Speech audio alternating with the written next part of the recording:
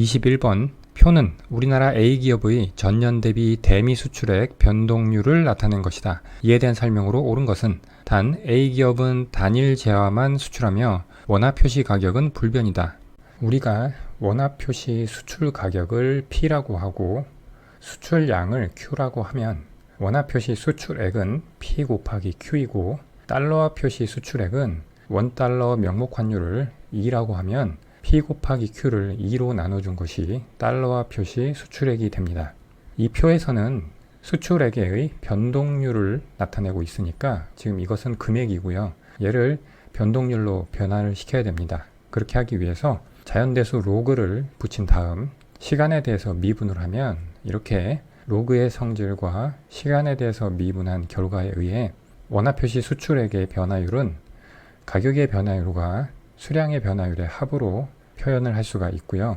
달러화 표시 수출액은 원화 가격의 변화율 더하기 수출량의 변화율 그리고 거기서 명목 환율의 변화율을 뺀 것으로 표현이 됩니다. 문제 단서에서 원화 표시 가격이 불변이라고 했기 때문에 원화 표시 가격의 변동률인 이 부분이 제로가 되죠. 그렇게 되면 원화 표시 수출액의 변동률은 수출량의 변동률만으로 표현이 되고요. 달러화 표시 수출액의 변동률은 수출량의 변화율에서 명목 환율의 변화율을 뺀 것으로 표현이 됩니다. 그렇다면 원화 표시 수출액의 변동률을 1번이라고 하고 달러화 표시 수출액의 변동률을 2번이라고 했을 때 1번에서 2번을 빼면 원달러 환율의 변동률이 나옵니다. 이 아래에 문제에서 주어진 표를 그대로 가져왔고요. 그래서 원화 표시 수출액은 1번, 달러 표시 수출액은 2번. 그래서 여기 3번으로 원달러 환율의 변동률을 표시를 추가로 했습니다. 이것은 1번에서 2번을 뺀 것이었죠. 그래서 각 연도별로 아래 원달러 환율의 변동률을 계산을 했습니다. 이제 문제 보기를 하나씩 보겠습니다. 1번 원달러 환율은 T년보다 T 플러스 2년이 낮다. 원달러 환율의 변동률을 보면 T년에서 T 플러스 2년으로 가면서 일단 T 플러스 1년에서는 변동률이 제로이기 때문에 T 플러스 1년의 원달러 환율은 T년과 동일합니다. 그런데 T 플러스 2년이 되면서 10%가 상승을 했죠. 따라서 T년도의 원달러 환율보다 T 플러스 2년도의 원달러 환율이 10% 더 크게 되겠습니다. 그런데 여기는 반대로 서술하고 있으니까 틀렸고요. 2번 수출량은 T-1년보다 T 플러스 2년이 10% 적다. 우리가 1번에서 원화표시 수출액의 변동률이라고 했는데 문제 단서에 의해서 원화표시 가격이 불변이기 때문에 원화표시 수출액의 변동률은 수출량의 변동률이 됩니다. 그래서 이것을 수출량의 변동률로 생각하고 보기에 적용하면 되겠고요.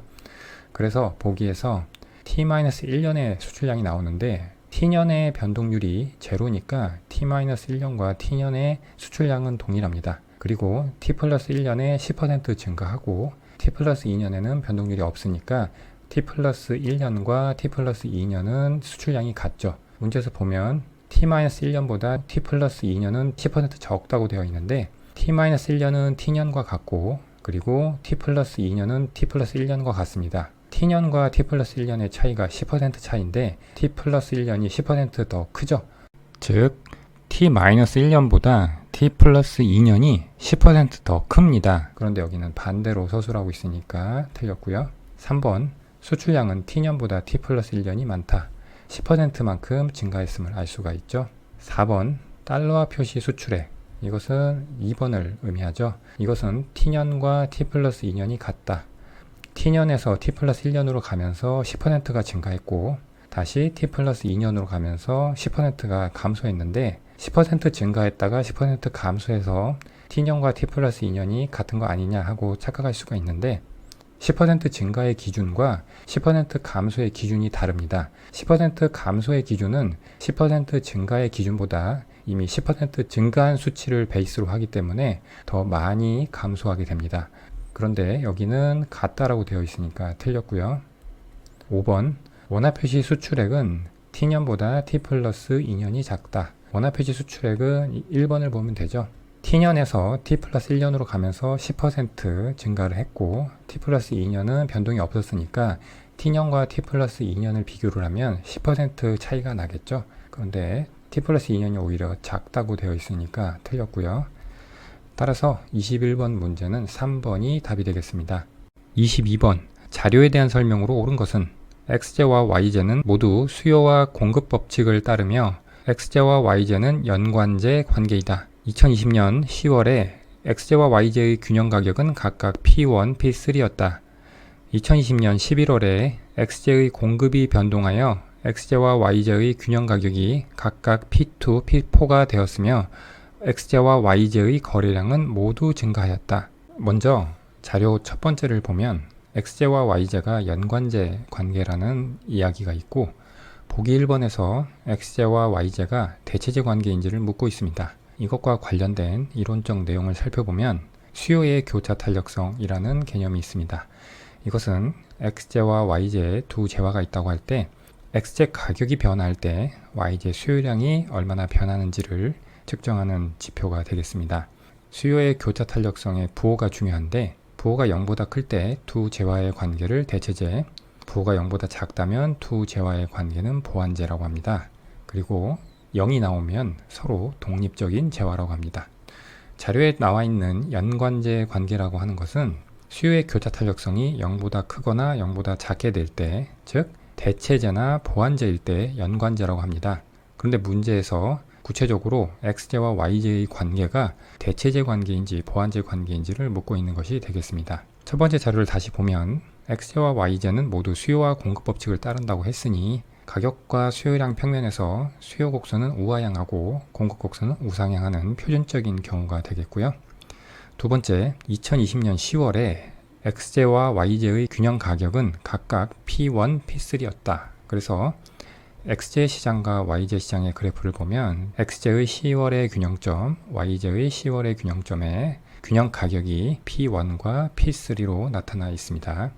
그런데 세 번째 자료에서 2020년 11월에 X제의 공급이 변동하여 X제와 Y제의 균형 가격이 각각 P2와 P4가 되었으며 여기가 중요하죠.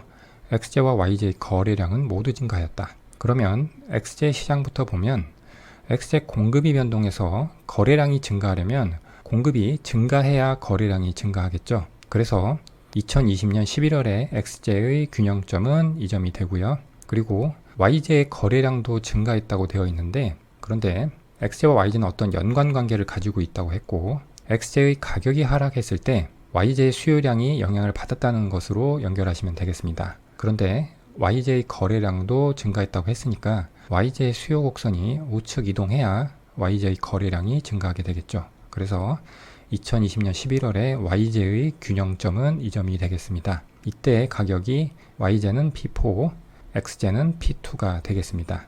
그러면 보기 1번을 우리는 생각해 볼 수 있겠죠. X제의 가격이 하락했을 때 Y제의 수요량이 증가했죠. 즉 수요의 교차 탄력성에서 X제 가격의 변화율에 해당하는 분모가 마이너스고 Y제 수요량의 변화율에 해당하는 분자가 플러스가 되니까 수요의 교차 탄력성의 부호는 음수가 돼서 X제와 Y제의 관계는 보완제가 됩니다. 그런데 1번에서는 대체제라고 했으니까 틀렸고요. 2번 P1은 P2보다 높다. P1은 P2보다 높죠. 2번이 맞는 보기고요.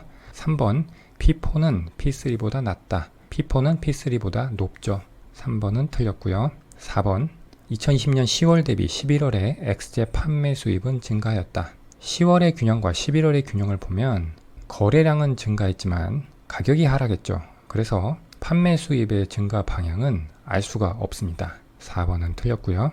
5번 2020년 10월 대비 11월에 Y제 판매 수입을 보라고 했는데 Y제 같은 경우에는 10월의 균형 대비 11월의 균형점이 거래량도 증가하고 가격도 상승했죠. 그래서 판매 수입은 증가했습니다. 그런데 감소하였다고 되어 있으니까 틀린 보기고요. 따라서 22번 문제는 2번이 답이 되겠습니다. 23번 표는 A국과 B국의 2020년 수출 의존도와 수입 의존도를 나타낸 것이다. A국과 B국의 2020년 상황에 대한 옳은 설명만을 보기에서 고른 것은 단 A국과 B국은 상호 간에만 교역을 한다. 먼저 수출 의존도와 수입 의존도의 개념부터 살펴보겠습니다. 수출 의존도는 GDP 대비 수출액의 비중을 의미하고요. 수입 의존도는 GDP 대비 수입액의 비중을 의미합니다. 문제에서 A국과 B국이 상호 간에만 교역을 한다고 했기 때문에 A국 입장에서의 수출액은 B국 입장에서의 수입액이 되고 A국 입장에서의 수입액은 B국 입장에서의 수출액이 됩니다. 기억부터 보면 GDP는 B국이 A국의 2배이다. 우리가 A국의 GDP를 GDP A, B국의 GDP를 GDP B라고 할 때 A국의 수출 의존도 40%라고 했으니까 A국의 수출액은 A국의 GDP 곱하기 40%가 되고 B국의 수입 의존도는 20%니까 B국의 수입액은 B국의 GDP의 20%를 곱한 것이 되고 이 두 개가 같게 됩니다. 또는 A국의 수입액과 B국의 수출액이 같다는 것을 가지고 식을 세워도 되겠습니다. 그래서 식을 하나 세우면 결국 A국의 GDP와 B국의 GDP의 관계는 B국의 GDP가 A국의 2배가 됩니다. 그래서 보기 기억은 맞고요. 니은 수출액과 수입액 모두 A국이 B국보다 많다. 우리가 A국의 GDP를 100이라고 가정을 하면 B국은 A국의 2배니까 200이 됩니다.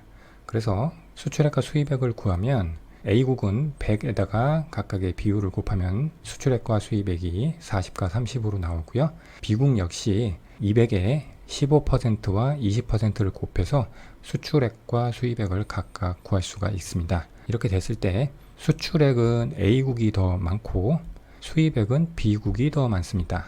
그런데 니은에서는 둘 다 A국이 B국보다 많다고 되어 있으니까 틀렸고요.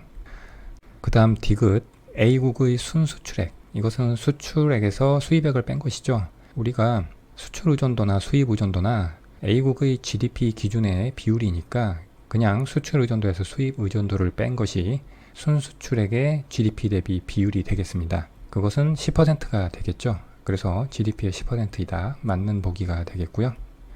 리을 B국의 민간 소비 지출, 민간 투자 지출, 정부 지출의 합이 GDP의 몇 %인지를 묻고 있는데 개방경제의 국민소득 균형식을 쓰고요. 여기서 CIG가 Y에서 차지하는 비중을 묻고 있는 문제가 되겠습니다. 순수출의 비중을 구하면 되겠는데 B국 입장에서 순수출의 비중은 15%에서 20%를 빼면 되니까 마이너스 5%죠. 이것이 마이너스 5%니까 CIG의 비중은 105%가 됩니다. 그런데 여기는 95%라고 되어 있으니까 틀렸죠. 그래서 23번의 답은 옳은 것을 고르라고 했으니까 기억과 디귿이 되어 있는 2번이 답이 되겠습니다. 24번 표는 A국의 2020년 9월과 10월의 경상수지를 나타낸 것이다. 이에 대한 설명으로 옳은 것은 24번 문제는 국제수지 중 경상수지에 대해서 묻고 있는 문제가 되겠습니다. 국제수지는 일정 기간 동안 거주자와 비거주자 사이에 발생한 모든 경제적 거래를 의미하고요. 국제수지표는 일정 기간 동안 거주자와 비거주자 사이에 발생한 모든 경제적 거래를 체계적으로 기록한 표를 의미하는데 국제수지는 경상수지, 자본수지, 금융계정으로 구성됩니다. 이 중 경상수지는 다음과 같이 4가지로 분류가 됩니다. 경상수지는 먼저 첫째로 상품수지가 있습니다. 상품수지는 재화 또는 상품의 수출액과 수입액의 차액을 의미하고요. 서비스수지는 외국과의 서비스 거래로 수취한 돈과 지급한 돈의 차이가 되겠습니다. 예를 들면 운송, 여행, 건설, 보험서비스, 금융서비스, 지식재산권 사용료 등이 있겠습니다. 세 번째, 본원소득수지는 크게 급료 및 임금수지와 투자소득수지로 나눠집니다. 급료 및 임금수지는 거주자가 외국에 1년 단기간 머물면서 일한 대가로 받은 대가 등이 되고요. 투자소득수지는 배당금이나 이자가 되겠습니다. 마지막 네 번째는 이전소득수지인데 이것은 거주자와 비거주자 사이에 아무런 대가 없이 주고받은 거래의 차를 의미합니다. 무상원조나 대외성금 등이 대표적인 예가 되겠습니다.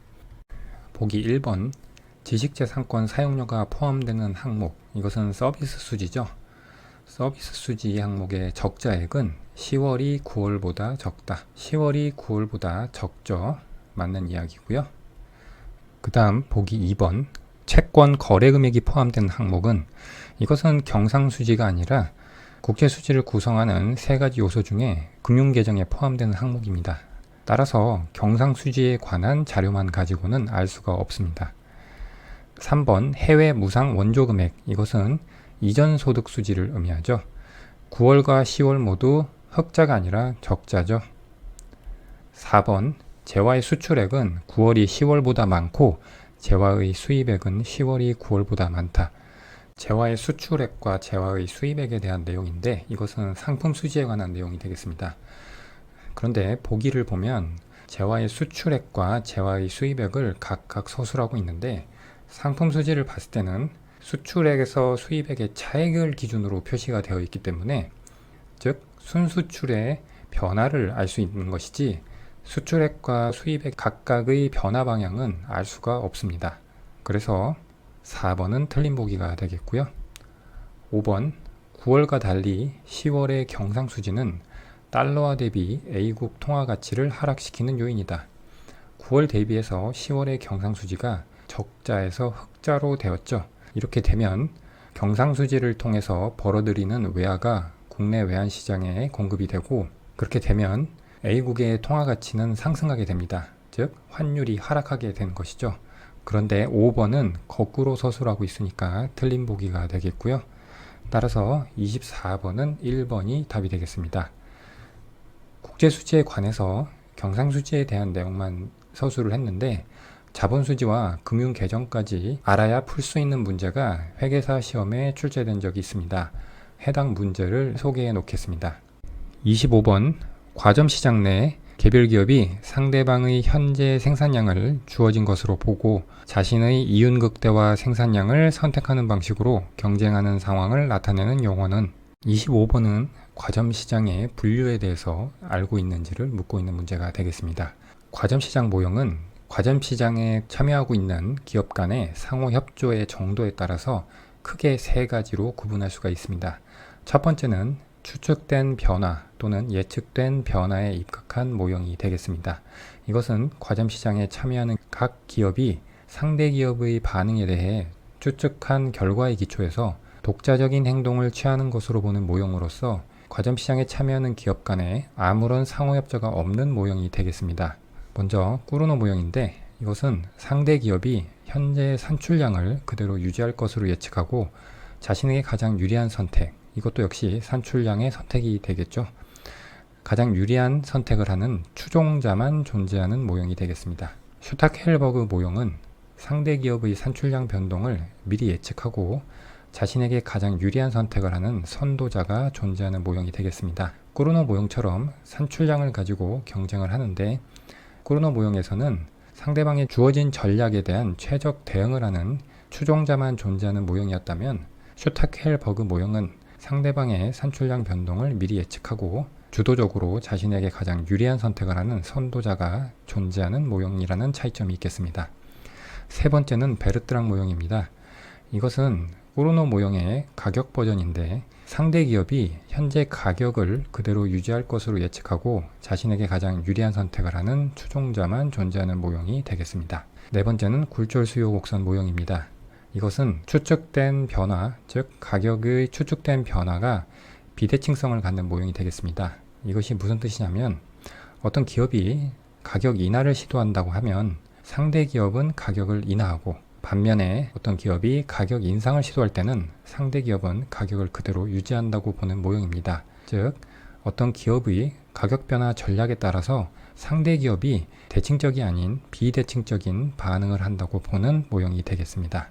과점시장 모형의 두 번째 유형으로는 가격선도 모형이 있습니다. 이것은 과점시장에 참여하는 기업들 간에 불완전하게 담합이 형성되어 있는 것을 의미합니다. 즉, 각 기업이 암묵적인 상호 협조를 통해 한 기업이 가격을 선도하고 나머지 기업은 이를 그대로 따른다고 보는 모형이 되겠습니다. 마지막 세 번째 유형은 카르텔 모형입니다. 이것은 과점시장에 참여하는 기업들이 완전히 담합하는 모형을 의미합니다. 즉, 기업들이 하나의 기업처럼 독점 기업처럼 움직인다고 보는 모형이 되겠습니다.